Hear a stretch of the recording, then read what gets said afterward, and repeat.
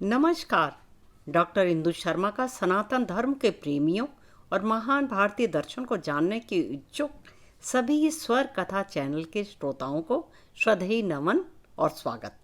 श्रोताओं, हमने पिछले सप्ताह हिंदू धर्म के एक मुख्य उपवास पूर्णमासी व्रत पर चर्चा की थी और आज हम चर्चा करेंगे नवरात्र व्रत की। नवरात्रि, जिसका अर्थ है 9 रातों का समय, इन 9 रातों और 10 दिनों के दौरान शक्ति अर्थात देवी की पूजा करने का विधान है। यह पूजा वैदिक युग से चली आ रही है। नवरात्रि के दौरान भक्त उपवास और प्रार्थना स्वास्थ्य और समृद्धि के संरक्षण के लिए रखते हैं। नवरात्रि के 9वें दिन, जिसे नवमी कहते हैं, इस दिन 9 कन्याओं को घर में आमंत्रित करके उनकी पूजा की जाती है और कुछ लोग 8वें दिन भी ये पूजा करते हैं, जिसे अष्टमी कहा जाता है। भक्त इस व्रत के समय मांस, शराब, अनाज, गेहूं और प्याज नहीं खाते। नवरात्र और मौसमी परिवर्तन के काल के दौरान अनाज आमतौर पर परहेज कर दिए जाते हैं, क्योंकि मानते हैं कि अनाज नकारात्मक ऊर्जा को आकर्षित करता है। नवरात्र आत्मनिरीक्षण और शुद्धि की अवधि है और पारंपरिक रूप से नए कार्य शुरू करने के लिए भी यह शुभ धार्मिक समय है। नवरात्रि के 9 दिनों में से 7 दिन तो चक्रों को जागृत करने की साधना की जाती है। 8वें दिन शक्ति को पूजा जाता है। 9वां दिन शक्ति की सिद्धि का होता है।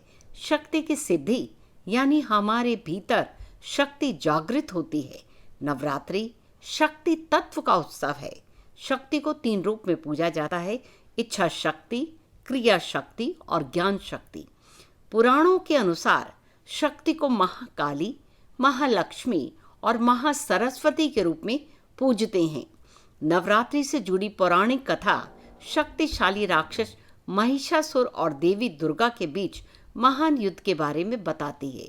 प्रत्येक वर्ष नवरात्रि के प्रत्येक दिन महिषासुर पर उनकी विजय के दिन और बुराई पर अच्छाई की अंतिम जीत का जश्न मनाने के लिए देवी दुर्गा के एक अवतार की पूजा की जाती है। 9 दिनों तक माता दुर्गा के स्वरूप चंडी देवी की उपासना करने के बाद भगवान श्री राम को रावण पर विजय प्राप्त हुई थी, ऐसा माना जाता है।